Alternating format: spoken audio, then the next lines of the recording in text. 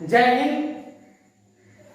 हम लोग पढ़ रहे थे क्लास 11 जीव विज्ञान फर्स्ट चैप्टर जीव जगत। इसमें हम लोग पढ़ रहे थे जीवों के बारे में, सिर्फ जीव के बारे में। जीव क्या है, जीवों के कुछ लक्षण हैं। क्या है? जीवों के कुछ लक्षण हैं।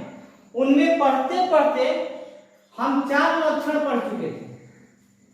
सभी जीवों में कोशिका पाई जाती है, सभी जीवों में जीव द्रव्य पाया जाता है, जीवों में उपापचय की क्रिया होती है ना। उसके बाद जीवों में वृद्धि होती है। ये 4 लक्षण हम पढ़ चुके थे। अब पढ़ेंगे 5वां लक्षण। कौन सा? ये 5वां लक्षण क्या करता है?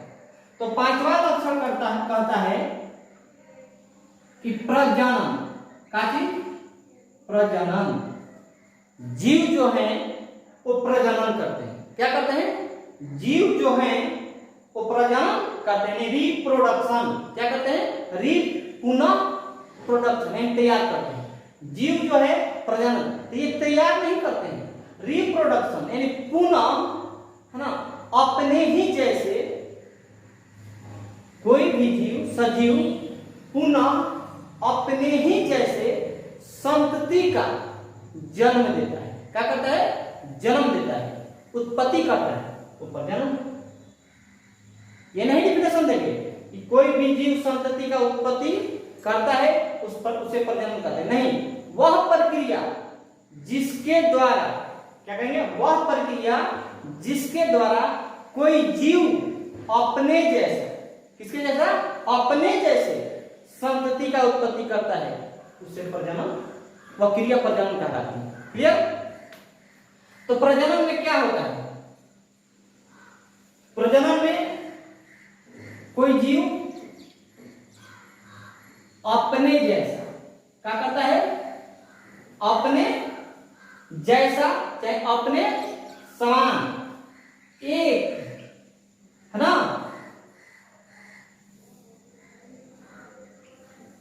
नई संतति पैदा करता है। क्या करता है? या नई संतति को जन्म देता है। क्लियर? कोई जीव अपने जैसा एक नई, प्रजनन एक वैसी प्रक्रिया है कि जिसमें कोई जीव अपने जैसा एक नई संतति को पैदा करता है या नई संतति को जन्म देता है। क्लियर? जैसे आप लोग पीछे के क्लास में पढ़े होंगे, है ना, नर युग्मक और मादा युग्मक। नर युग्मक और मादा युग्मक। ये नर युग्मक जो होते हैं क्या होते हैं? शुक्राणु। मादा युग्मक क्या होते हैं? अंडाणु। ये दोनों जब मिलते हैं, क्या करते हैं? जब मिलते हैं तो जाइगोट बनाते हैं। क्या बनाते हैं? जाइगोट यानी युग्मनज बनाते हैं। युग्मनज क्या बनाते हैं? इस युग्मनज से, इस जाइगोट से भ्रूण बनता है। क्या बनता है? भ्रूण। अब भ्रूण के बाद शिशु बनता है, तब वह जन्म लेता है। क्लियर? इस प्रकार सभी जीवों में प्रजनन होता है। हम सभी में नहीं कहेंगे, कुछ ऐसे जीव हैं जिनमें प्रजनन नहीं होता है, वो हम बताएंगे। जैसे, तो प्रजनन क्या है? जीवों में होता है। कौन से ऐसे जीव हैं जिनमें प्रजनन नहीं होती है? आप लोग नाम सुने होंगे। खच्चर। खच्चर एक जीव है कि जिसमें प्रजनन नहीं होती है। एक हीनी है। क्या है? हीनी, उसमें प्रजनन नहीं होती है। खच्चर जो होता है, गदहा मेल और घोड़ा फीमेल रहे। गदहा मेल और घोड़ा फीमेल, ये दोनों के मिलने से, दोनों के युग्मन से खच्चर की उत्पत्ति होती है, खच्चर का जन्म होता है। और वही अपोजिट करते, क्या करते? अपोजिट करते, उल्टा करते, तो क्या होगा? हीनिका। क्या होगा? हीनिका। यानी कि गदहा, जब गदहा मेल था मेल और घोड़ा फीमेल तो खच्चर। अब जब गदहा जो है वो फीमेल हो जाएगा और घोड़ा मेल तो हीनी की उत्पत्ति। इन दोनों में प्रजनन की क्रिया नहीं होती है, और जिस जीव में प्रजनन की क्रिया नहीं होती है उसे बांध्य कहते हैं। क्या कहते हैं? बांध्य। अब समझे? एक बात और हम बताए थे, जीवों में ये सारे लक्षण हैं, 5 से 8 जितना है हम बताएंगे। जीवों में ये सब लक्षण हैं, लेकिन लक्षणों में कुछ विशिष्ट लक्षण है। क्या है? विशिष्ट लक्षण। तो विशिष्ट लक्षण हम बताए थे आपको, कल ही बताए थे। वैसा लक्षण जो सभी जीवों में है, इसमें सभी जीवों में, तो विशिष्ट। यदि सभी जीवों में नहीं है तो विशिष्ट लक्षण। आप बताएं कि प्रजनन जो है ये विशिष्ट लक्षण है या नहीं? क्योंकि खच्चर और हीन एक जीव है, बट इसमें प्रजनन की प्रक्रिया नहीं होती है, इसलिए यह सभी जीवों पर लागू नहीं होता है। जब सभी जीवों पर लागू नहीं होता है तो ये विशिष्ट लक्षण नहीं है। इसके आगे हम देखते हैं 6वां नंबर।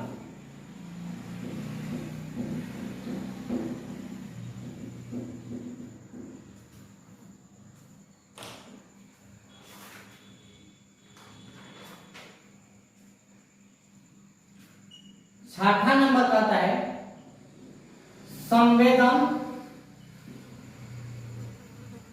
संवेदनशीलता तथा अनुकूलन।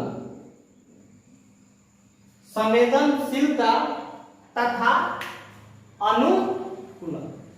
संवेदनशीलता और अनुकूलन क्या है? तो संवेदनशीलता यानी कि जैसे देखिए, जब गर्मी का मौसम होता है, जब गर्मी का मौसम होता है तो हमारे शरीर से पसीना निकलता है। वहीं जब ठंडा आता है तो हम अपने शरीर को गर्म रखने के लिए स्वेटर, कोट, टाई इत्यादि वस्तुओं का प्रयोग करते हैं। यानी कहने का मतलब मेरा यह है कि हमारा जो शरीर है एक वातावरण है। हमारा जो शरीर एक वातावरण में है। इस वातावरण में यदि बाहरी कोई क्रिया हमारे शरीर पर होती है, बाहर से कोई क्रिया यदि हमारे शरीर पर होती है तो हम उसका महसूस करते हैं। क्या करते हैं? महसूस करते हैं, हमें पता चल जाता है। तो वो एक संवेदनशीलता है। क्या है मेरे अंदर? संवेदनशीलता है। शरीर के बाहर वातावरण में जो परिवर्तन होता है उसे हम महसूस करते हैं। मेरे अंदर ये क्षमता है, यानी कि सभी जीवों के अंदर संवेदनशीलता होती है। क्लियर? समझ रहे हैं? यानी कि वातावरण में हमारे शरीर पर कोई क्रिया होती है या वातावरण में कुछ बदलाव होता है तो इसका हम लोग महसूस करते हैं या अनुभव करते हैं, वही संवेदनशीलता है। अनुकूलता क्या है?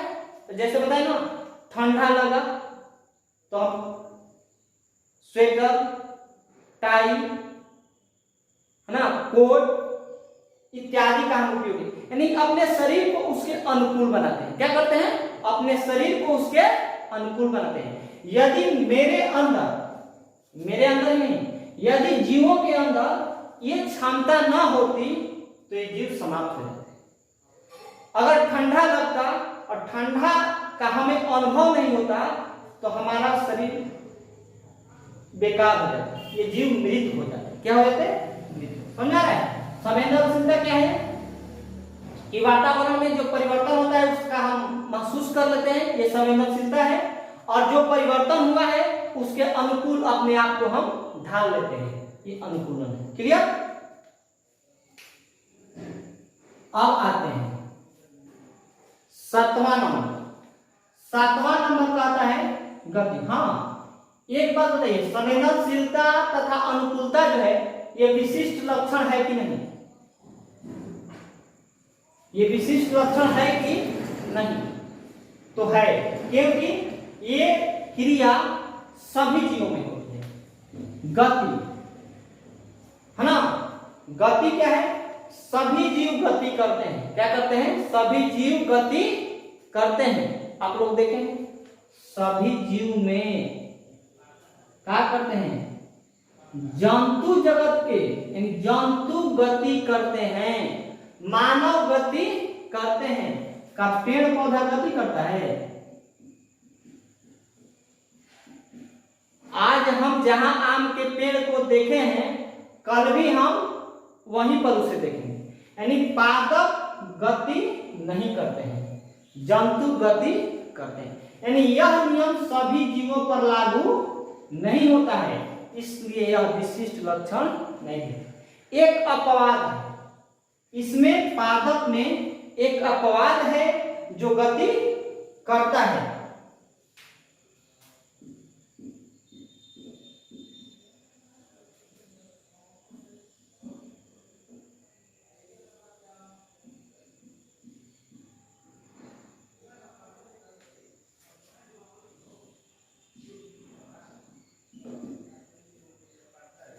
सभी जीव जंतु गति करते हैं, पेड़ पौधा गति नहीं करते हैं, यानी पादप गति नहीं करते हैं। पादप में एक अपवाद है, क्लोमाइडोमोनस। क्लोमाइडोमोनस यह एक शैवाल है। क्या है? यह एक शैवाल है, वो भी हरित शैवाल है। कैसा शैवाल है? हरित शैवाल। हरित शैवाल यह गति नहीं करता है। क्लियर? सॉरी, यह गति करता है। क्लोमाइडोमोनस एक शैवाल है जो गति करता है। यह अपवाद हो गया। क्वेश्चन कुछ विशेष होता है वही पूछता है, पूछ सकता है कौन से ऐसे पादप हैं या कौन सा ऐसा पादप है जो गति करता है? क्लोमाइडोमोनस। क्लोमाइडोमोनस। क्लियर? आठवां आते हैं। आठवां कहता है कि सभी जीवों में क्या होता है? तो जीवन चक्र होता है। आठवां नंबर का लक्षण कहता है कि सभी जीवों में जीवन चक्र होता है, यानी कि जीव जन्म लेते हैं और जीवों की मृत्यु होती है। क्या ये सभी जीवों में पाया जाता है या नहीं? पाया जाता है, इसलिए ये विशिष्ट लक्षण है। यह विशिष्ट लक्षण नहीं था। उसके बाद ये आप लोग समझ लिए, यही सारा लक्षण था। और इन लक्षणों में आपको अब देखना है कौन सा लक्षण विशिष्ट है और कौन सा लक्षण विशिष्ट नहीं है। तो इसे हम बता दिए हैं। अब हम आगे पढ़ते हैं, है ना। जीव के बारे में तो समझ लिए कि जीव क्या है। हम कैसे जानेंगे कि ये जीव है? जीवों की लक्षणें क्या है, जीव की विशिष्ट लक्षण क्या है, ये सारा कुछ हम पढ़ लिए। अब हम आते हैं, जब हम जीव पढ़ लिए तो इस पृथ्वी पर कितने जीव हैं? इस पृथ्वी पर बहुत जीव हैं। क्या है? बहुत जीव हैं। तो हमें अब पढ़ना है जैव विविधता। जैव विविधता क्या पढ़ना है? यानी कि सजीवों में विविधता। जैव विविधता यानी सजीवों में विविधता। तो इस पृथ्वी पर अनेक प्रकार के जीवों का पाया जाना ही जैव विविधता है। क्या लिखेंगे? पृथ्वी पर अनेक प्रकार के जीवों का पाया जाना, पृथ्वी पर अनेक प्रकार के जीवों का पाया जाना ही जैव विविधता है। क्लियर? एक जीव नहीं है, बहुत से जीव हैं। हम उसकी गिनती लगभग में करते हैं, बुक में लगभग में हुआ है ना। ये जीव जो है, इसमें कुछ ऐसे जीव हैं जिन्हें हम अपनी नगण्य आंखों से, यानी कि बिना दूरबीन के, बिना चश्मा के हम देख सकते हैं, और कुछ ऐसे जीव हैं कि जिन्हें हम नहीं देख सकते हैं। तो जिन्हें नहीं देखते हैं, जो हमें नगण्य आंखों से नहीं दिखाई देते हैं, वो सूक्ष्म। क्या है? सूक्ष्म। हम यहाँ पढ़ा रहे हैं तो यहाँ भी वो सूक्ष्म जीव हैं, हमें दिखाई। आप जहां से बैठकर क्लास कर रहे हैं, क्लास देख रहे हैं, तो वहां भी आपके अगल बगल कुछ जीव जंतु हैं जो आप, जिससे कुछ ऐसे होंगे जिसे आप देखते होंगे, कुछ ऐसे जीव जंतु हैं जिसे आप, सॉरी, कुछ ऐसे जीव हैं जिसे आप नहीं देखते। क्लियर? अब हम आ जाते हैं कहां पर? इस पृथ्वी पर 1 करोड़, कितना? लगभग में, क्लियर नहीं है, 1 करोड़ 70 लाख से ज्यादा कितने जीव हैं? 1 करोड़ 70 लाख से ज्यादा इस पृथ्वी पर जीव हैं। इन जीवों में है ना, इतना, यानी कि इन जीवों में 125 करोड़, कितने? 125 करोड़ जंतु हैं। क्या है? जंतु। इस जंतु में हम लोग भी आ जाएंगे, क्योंकि हम लोग बंदर के ही वंशज हैं, ये आगे बताया जाएगा। 125 करोड़ है ना, ये जंतु नहीं बल्कि जंतु के प्रकार हैं। और 50 लाख पादप है। कोई ये न समझकर भूल करे कि इस पृथ्वी पर 125 करोड़ जंतु हैं, इस पृथ्वी पर 50 लाख पादप है, नहीं। इस पृथ्वी पर 125 करोड़ प्रकार के, इस पृथ्वी पर 125 करोड़ प्रकार के जंतु पाए जाते हैं। इस पृथ्वी पर 50 लाख प्रकार के पादप पाए जाते हैं। ये है। क्लियर? अब हम आते हैं कहां? इन जंतुओं को हम कैसे पहचानेंगे। तो हम देखते हैं इन जंतुओं का पहचान किस प्रकार करें, है ना। तो इसके लिए आगे कुछ हम देखते हैं।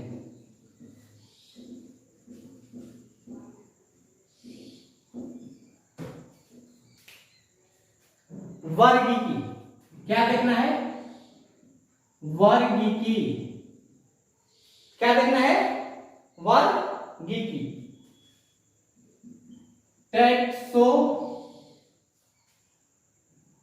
टैक्सोनॉमी।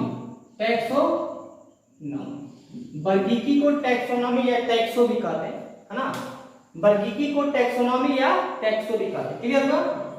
अब देखिए, वर्गीकी जो शब्द है, ये वर्गीकी जो शब्द है, इसके जनक कौन है? अरस्तु है। कौन है? वर्गीकी शब्द के जनक अरस्तु है। क्लियर हो गया? उसके बाद हम वर्गीकी में क्या देखेंगे?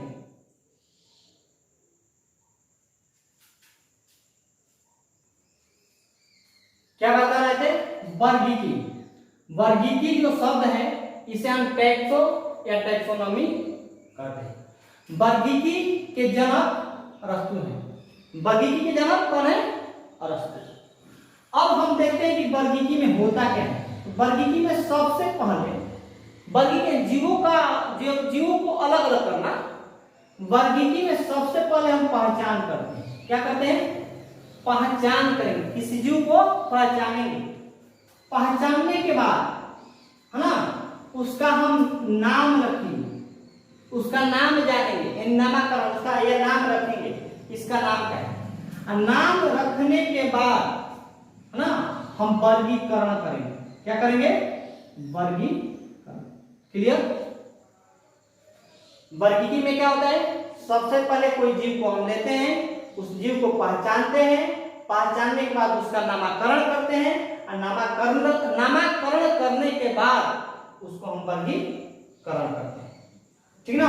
तो कोई पूछ दे वर्गीकी से आप क्या समझते हैं, या टैक्सों से आप क्या समझते हैं, वर्गीकी क्या है, तो वर्गीकी क्या है, तो हम इसका डिफिनेशन क्या देंगे, जिसके अंतर्गत, इसके अंतर्गत, किसके अंतर्गत, इस वर्गीकी के अंतर्गत, जिसके अंतर्गत जीवों का पहचान किया जाए, फिर क्या किया जाए, नामकरण किया जाए, फिर क्या किया जाए, वर्गीकरण किया जाए ना, उसे हम वर्गीकी कहते हैं। यानी वर्गीकी में जीवों की पहचान की जाती है, उसका नामकरण होता है, फिर उसका वर्गीकरण होता है। क्लियर? अब हम आगे देखते हैं। आगे देखने से पहले एक चीज हम देख लेते हैं। हम आपको बताएं कि वर्गीकी के जनक अरस्तु हैं, और वर्गीकी जो शब्द है, इसका प्रयोग सबसे पहले किसने किया है ना। यदि हम बताए होंगे वर्गीकी शब्द के जनक, तो सॉरी गलती है, वर्गीकी के जनक अरस्तु हैं, और वर्गीकी शब्द जो है उसका प्रयोग सबसे पहले, यानी वर्गीकी शब्द सबसे पहले किसने लिखा, तो लिखेंगे एपीडी। क्या लिखेंगे? एपीडी कंडोले। क्या चीज? एपीडी कंडोले। क्लियर? वर्गीकी के जनक अरस्तु, और वर्गीकी शब्द के जनक या वर्गीकी का सबसे प्रयोग किसने किया? एपीडी कंडोले। क्लियर? अब आ जाते हैं क्या चीज, जीवों का वर्गीकी। तो समझिए, वर्गीकी इसीलिए समझे, वर्गीकी इसीलिए जरूरी है कि इस पृथ्वी पर एक जीव नहीं, बहुत से ऐसे जीव हैं, है ना, जिनको पहचानना, एक एक जीव के बारे में जानना मुश्किल है। इसलिए हम उसका एक वर्ग बनाएंगे, और उस वर्ग के द्वारा उन जीवों के बारे में जानना हमें आसान हो जाएगा, अध्ययन करना आसान हो जाएगा, है ना। और जो वर्ग बनाएंगे ना, वर्गीकरण करेंगे, वर्गीकरण, तो वर्गीकरण का कुछ आधार होगा। क्या होगा? आधार। वो आधार क्या होगा? तो समानता। क्या होगा? समानता और असमानता। वर्गीकी का आधार क्या होगा? समानता और असमानता। किसी जीव से मिलाएंगे कि इसके समान लक्षण क्या है और असमान लक्षण, इस आधार पर उन जीवों को वर्गीकृत करेंगे, वर्गीकरण करेंगे। क्लियर? अब हम आते हैं एक वर्गीकरण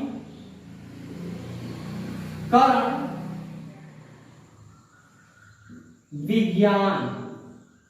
जैसे आपने पढ़ा बोटनी एक विज्ञान है, जूलॉजी एक विज्ञान है, उसी प्रकार से वर्गीकरण भी एक विज्ञान है। कहे वर्गीकरण भी एक विज्ञान है। और वर्गीकरण जो विज्ञान है, इसके जनक कौन है, हम यहां देखते हैं। वर्गीकरण विज्ञान के जनक कौन है, तो आप सुने होंगे पहले भी, कैरोलस लिनियस। क्लियर?